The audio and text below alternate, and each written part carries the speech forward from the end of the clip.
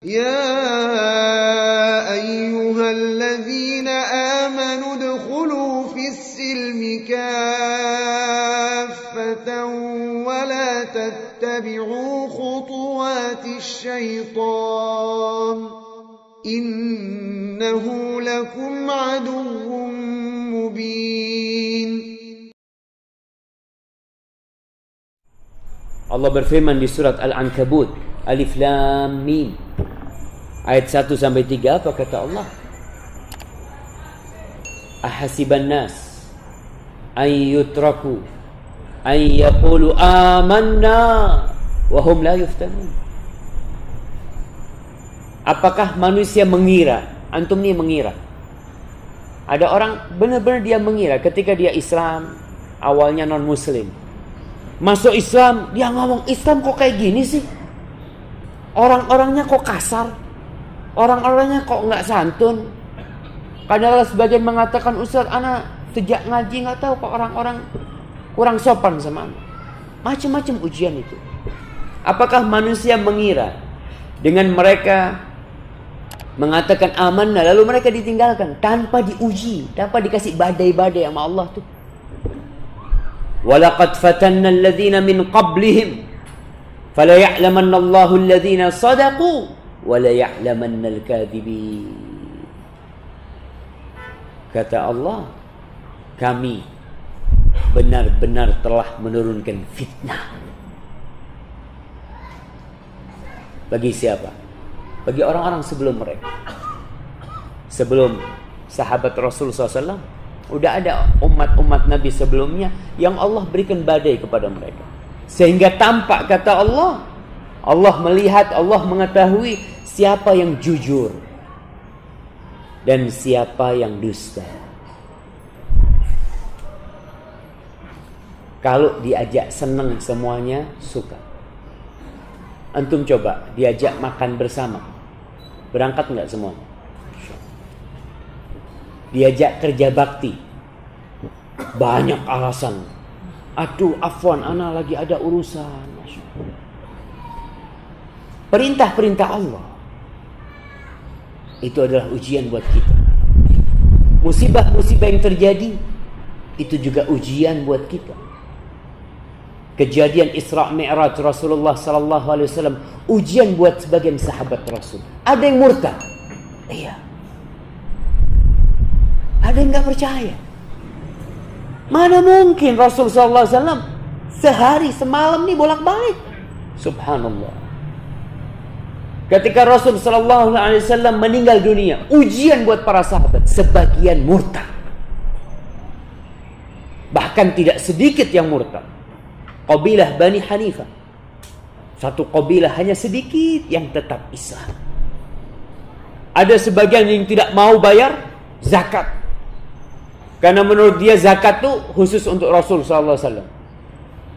Disitulah akan tampak siapa di antara kita yang benar keimanannya dan siapa di antara kita yang minal kadhibin, yang dusta. Kapan badai akan berakhir? Kapan jamaah? Masuk surga. Badai berakhir pertama kali mati. Antum dengan mati selesai ujiannya sudah. Tapi nanti ada fase selanjutnya di kuburan. Tapi untuk di dunia, khalas. Antum gak bisa nambah amal. Mau nambah amal perbuatan, mau datang kajian ya, setelah masuk kuburan, ya Allah, anak kok nggak datang ke pengajian waktu itu? Nggak ada sudah. Kebangkitan dan hisab adalah masa penentuan hasil ujian, hasil tes selama di dunia. Nanti akan dilihat bagaimana hasil antum. Kemudian manusia akan dikelompokkan. Orang-orang yang sukses dan orang-orang yang gagal dalam kehidupan ini. Ketika mendaftar ke sebuah perusahaan, antum daftar ngelamar ya ke sana, antum akan dites. Setelah dites, antum akan menanti hasil ujian. Tapi ada orang ketika tes udah ketahuan, insya Allah dia lulus. ngelihat, oh insya Allah lulus, anak bisa jawab semuanya, alhamdulillah semuanya lancar, jadi ada harapan insya Allah lulus. Tapi ada orang ketika tes dia tahu nggak lulus dia. Dan sebagian di antara kita tahu ketika hidup di dunia bahwa kayaknya dia nggak lulus. Allah berfirman di surat Al-Mu'minun ketika menceritakan bagaimana orang-orang yang beriman yang sebenarnya. Lalu Allah mengatakan, وَلَقَدْ خَلَقْنَا الْإِنسَانَ مِنْ سُلَالَةٍ مِنْ طِينٍ ثُمَّ جَعَلْنَاهُ نُطْفَةً فِي قَرَارٍ مَكِينٍ ثُمَّ خَلَقْنَا النُّطْفَةَ عَلَقَةً فَخَلَقْنَا الْعَلَقَةَ مُضْغَةً فَخَلَقْنَا الْمُضْغَةَ عِظَامًا فَكَسَوْنَا الْعِظَامَ لَحْمًا ثُمَّ أَنْشَأْنَاهُ خَلْقًا آخَرَ فَتَبَارَكَ اللَّهُ أَحْسَنُ الْخَالِقِينَ. Kami telah menciptakan manusia dari saripati tanah. Antum tuh semuanya dari saripati tanah bakal kembali menjadi tanah. Apapun yang antum pakai, mobil apapun yang antum kendarai, rumah semewah apa yang kalian tempatin, bakal balik antum jadi tanah. Kemudian dari saripati tanah itu dijadikan nutfah, air mani yang diletakkan di rahim yang kokoh. Dari situ terjadi proses menjadi segumpal darah, segumpal daging, kemudian ada tulangnya, lalu jadi manusia. Jadi ciptaan yang berbeda. Bayangkan dari air mani, tahu-tahu jadi antum nih. Antum asalnya dari mimma'in mahin, dari air yang hina itu. Dari sini seorang muslim gak boleh sombong. Kau kenapa sih sombong? Ada orang-orang yang sombong, seakan-akan bahan penciptaan dirinya beda sama orang lain. Makanya dulu guru SD kita itu ngasih tahu, ente itu jangan sombong, ente juga makan nasi gitu. Sama yang ente makan nasi juga, nggak ada bedanya. Ma'asyiral muslimin rahimakumullah, maha suci Allah sebaik-baiknya pencipta. Thumma, nih kata Allah, setelah jadi manusia kayak gini, terus gimana? Thumma innakum ba'da dzalika lamayitun. Kemudian kalian setelah itu pasti mati. Dari sejak zaman Nabi Adam sampai sekarang nggak ada orang yang kekal dan abadi. Antum silahkan perhatikan orang-orang yang kaya raya, orang-orang yang mungkin memiliki pangkat-pangkat tinggi. Apa bisa dia menambah umurnya? Jangan menambah umurnya, menambah jabatannya aja. Kalau udah pensiun harus turun dia. Dia mau bayar, anak nggak ingin pensiun, anak bayar berapa? Mamanya jenderal nih, jenderal di kepolisian atau di TNI, kira-kira bisa nggak dia nambah 5 tahun bayar? Waktunya turun. Di dunia aja ada aturan seperti itu. Bagaimana dengan di akhirat? Tsumma innakum ba'da dzalika lamayitun. Habis, kalian akan jadi bangkai, jadi mayit. Dan ketika mayit, subhanallah, orang akan menginjak-injak antum walaupun antum bos. Anak antum pun akan nginjak-nginjak antum. Ibu yang sangat dicintai ditaruh, diinjak-injak sama dia, dirapatkan agar tidak mengganggu orang yang lewat di sana aromanya, karena antum sudah bangkai. Tsumma innakum yaumal qiyamati tub'atsun. Apakah kalian mati selesai? Kalau mati itu selesai jamaah, insya Allah banyak orang bunuh diri. Kalau dengan kematian selesai urusan kita. Orang punya utang gak bisa bayar, loncat dari gedung, selesai. Apalagi kita tahu urusan di dunia. Ada orang-orang yang ikut asuransi, kalau dia mati dilunaskan utangnya. Jadi dia loncat, lunas utangnya. Oke, di dunia kau lunas. Orang yang mati bunuh diri, orang yang mati dengan pisaunya, maka dia akan menusuk-nusuk pisaunya di perutnya dia di neraka jahannam. Ma'asyiral muslimin rahimakumullah,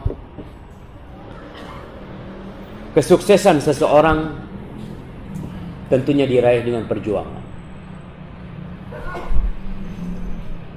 Allah subhanahu wa ta'ala ketika menurunkan ujian itu berat. Mungkin sebagian orang merasa ujian itu tidak berat buat dia karena iman. Tapi ada orang diuji sedikit langsung marah-marah, bahkan mencela Allah Jalla Jalaluh. Kenapa dia diuji seperti itu? Allah Jalla Jalaluh berfirman di surat Ali Imran ayat 179. Ma kana Allah liyadharal mu'minina ala ma antum alayhi hatta yamizal khabitha minat tayyib. Allah sekali-kali tidak akan membiarkan orang-orang yang beriman dalam keadaan kamu sekarang ini. Kita tahu di masa Rasul sallallahu alaihi wasallam, orang-orang beriman itu, para sahabat Nabi kumpul sama orang-orang munafik. Kumpul, sholat satu shaf. Imamnya Rasulullah sallallahu alaihi wasallam. Yang memberikan tausiah Nabi kita alaihi salatu wasallam. Sehingga mereka seakan-akan termasuk dari orang-orang Islam. Karena sholat bersama kaum muslimin. Dan ketika mati, bagaimana pemakaman orang munafik? Apa berbeda? Sama persis, nggak ada bedanya. Dikafanin, dibawa ke masjid, disolatin, dikubur, didoakan. Subhanallah. Maka Allah turunkan ayat ini untuk mengatakan nggak mungkin kalian dibiarkan seperti ini terus. Yang munafik dan Islam campur, nggak kelihatan. Kata Allah, hatta yamizal khabitha minat tayyib, sampai Allah memisahkan yang baik dari yang buruk, memisahkan yang mukmin dari yang munafik. Ujian-ujian yang turun, kewajiban berjihad. Ingat di Madinah itu ada orang-orang munafik bangun masjid. Orang munafik bangun masjid. Padahal orang munafik itu kata Allah, idza qamu ila salati qamu kusala yura'una an-nas wa la yadhkuruna Allah illa qalila. Orang-orang munafik itu kalau salat malas, tapi bangun masjid bukan untuk salat. Untuk apa? Untuk memecah belah umat, untuk membahayakan kondisi umat. Banyak sekarang masjid-masjid yang subhanallah, kalau kita lihat dibikin sholat enggak, besar masjidnya, antum datang ke sana dikunci kadang-kadang. Bahkan ada masjid yang berdekatan. Maka ada masjid, ketika mereka membangun masjid di kota Madinah, masjid yang kita tahu masjid itu tempat beribadah, ketika niatnya salah dihancurkan oleh Rasulullah SAW, dibakar. Maka dengan turunnya ujian-ujian ini, biar tampak siapa yang mukmin dan siapa yang munafik. Apakah yang di masjid ini semuanya mukmin jemaah? Semuanya mukmin yang ada di masjid ini? Wallahu a'lam. Kita cuma bisa mengharap. Semoga Allah menjadikan kita orang-orang yang beriman. Di antara bentuk badai yang pasti akan datang, kata Allah, menimpa kita, Allah katakan di banyak ayat Al-Quranul Karim, salah satunya di surat Al-Baqarah ayat 154-156.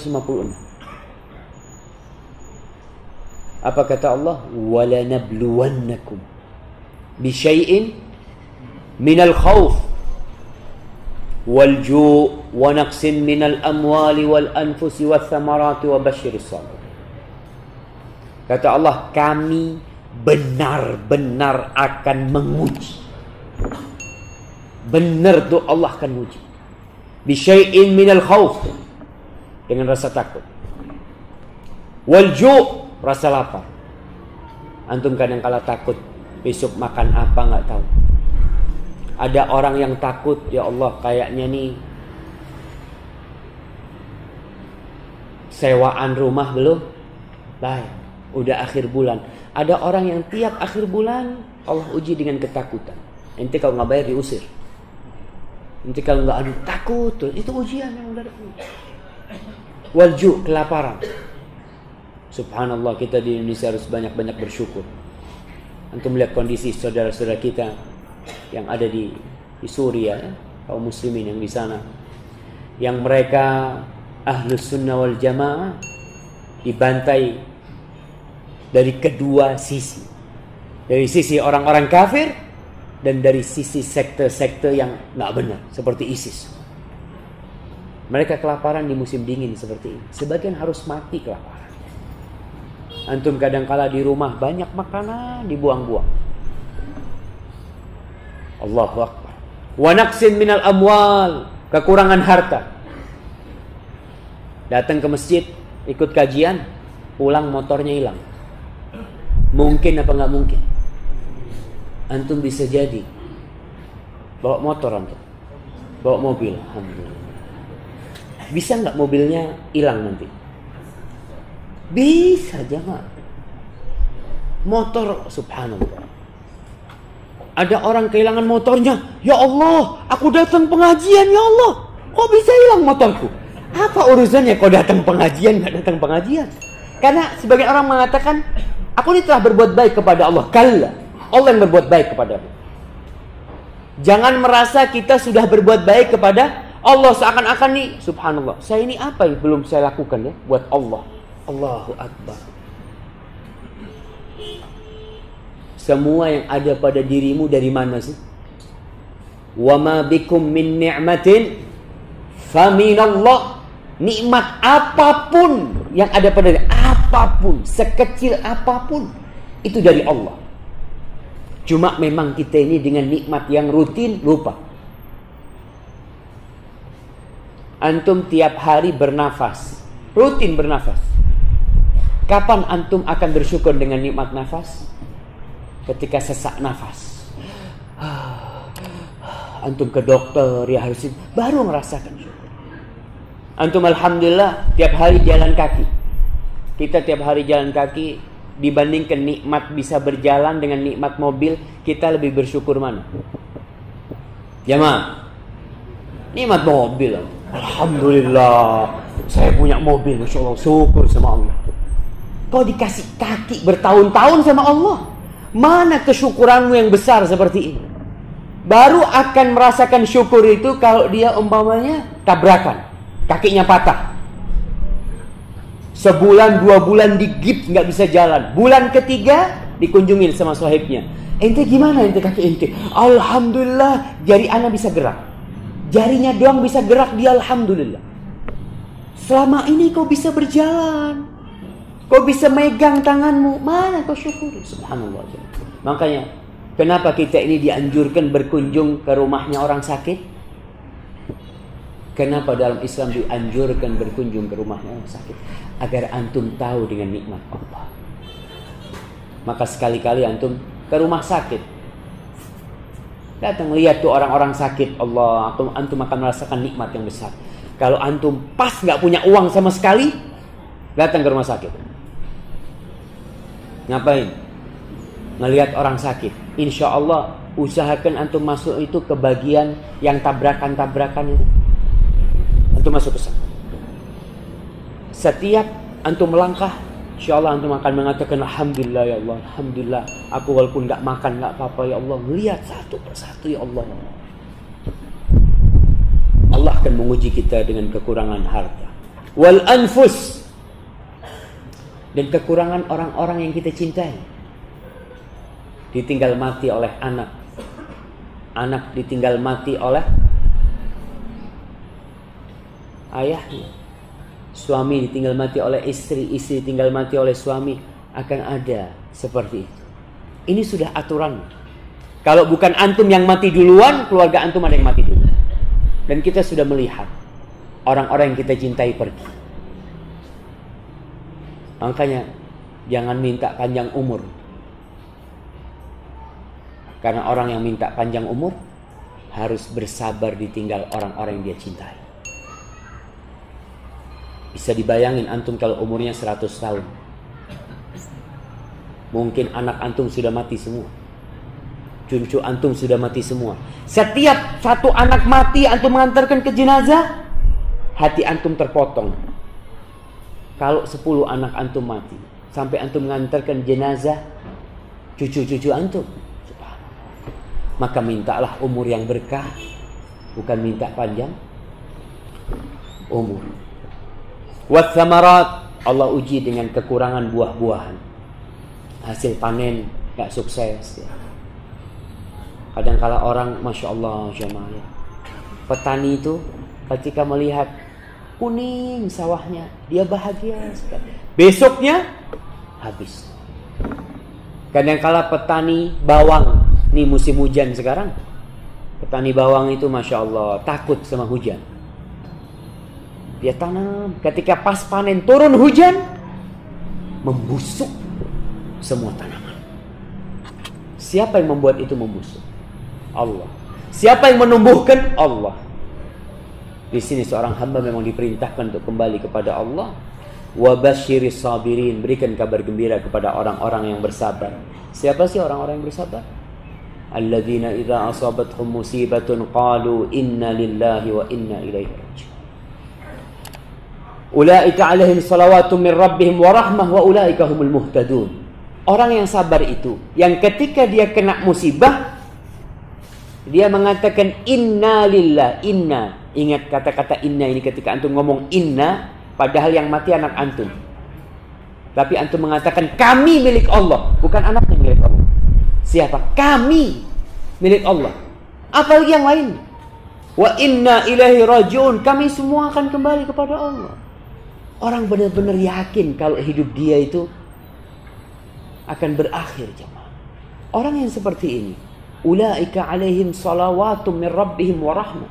Allah akan solawat buat dia. Antum tahu innallaha wa malaikatahu yusalluna 'alan nabi. Orang yang bersabar, Allah bersolawat kepada dia. Wa rahmah, dan Allah memberikan rahmat. Arti solawat berbeda dengan arti rahmat.